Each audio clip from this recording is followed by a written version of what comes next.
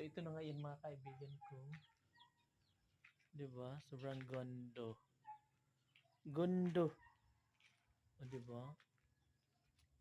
So ayan yung mga wiring niya.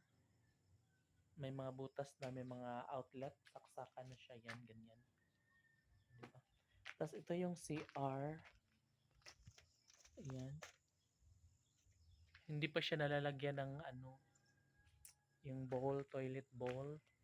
And guys, yung pintuan meron na siyang pag ganito eksena, 'di ba?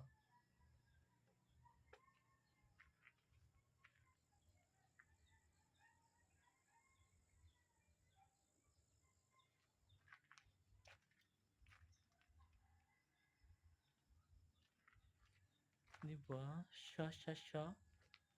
So dito banda mga kaibigan ko, ayan, yung doon banda naman is binobuldos na rin siya, pinapatag, no? Kanina kasi sobrang busy ng mga ano natin, yung mga backhoe, yung mga loader natin. So sana nga matapos na ito para balang araw, pagdating ng tamang panahon, ay maaari nang makalipat yung mga kapitbahay ko dito, no? Oh my God, super excited na nga ang lahat.